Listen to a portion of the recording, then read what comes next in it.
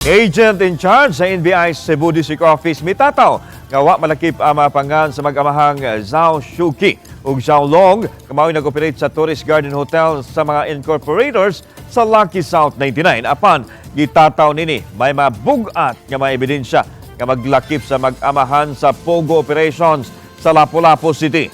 Siloan Merondina sa report. Sukwahi sa gibutyag ni Winston John Casio, Presidential Anti-Organized Crime Commission spokesperson atol sa Senate inquiry sa POGO sa miaging semana nga lakip ang mag-amahang Zhao Shouqui ug Zhao Long nga nag-operate sa Tourist Garden Hotel sa mga nanag-iya sa Lucky South 99 sa Porac, Pampanga. Matod ni Arnel Pura, agent in charge sa NBI-Cebu District Office, nga may kopya sila sa mga incorporators sa Lucky South 99 apan wa malakip ang mag-amahang Zhao Shouqui ug Zhao Long. It does not mean na porque wala sila dito sa Lucky South 99, dili sila connected, no? Remember that we still have on the process of verification insofar as the 7 establishments are concerned.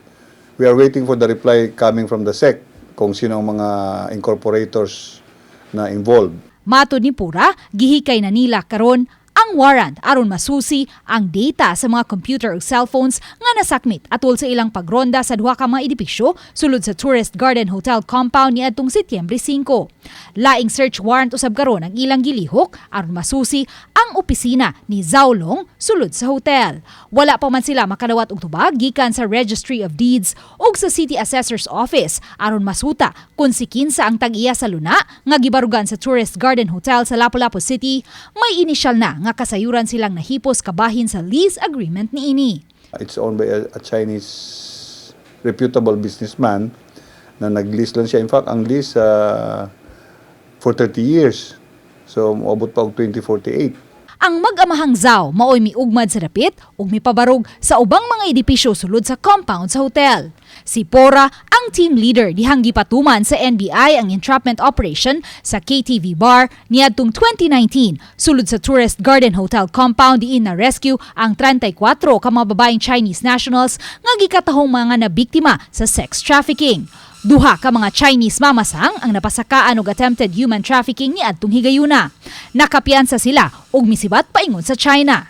2023 migawas ang desisyon sa kaso diin gisentensyahang mabilanggo ang duha ka mga Chinese mamasang og 15 ka tuig og penalty nga tag usa ka milyon ka pesos. But of course, if they will attempt to come back to visit the Philippines, blacklisted na sila.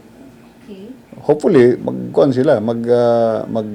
sila dire because at the moment notice, once na may establish na sila dire, pwede sila dakpon. Matod ni Pura ni atong higayuna, wala pa'y POGO operation sulod sa Tourist Garden Hotel kay nagsilbi lang kining lugar diin makaluling hayaw ang mga Chinese POGO workers nga ni atong higayuna tuig 2019 ato Apan nag-operate sa Barangay Mactan. Ang naasuing dapit naronda sa CIDG-7 niadtong unang semana sa Setyembre 2019. Apan kumbinsido si Pora nga atol sa pandemya nagsugod ang POGO operations sa Tourist Garden Hotel. Kung tanaw na to, you have to prepare the facilities. Ang pagpatukod lang anang mga buildings, it needs years. Uban ni Marlon Melgazo, Luan Merondina, Balitang Bisdak.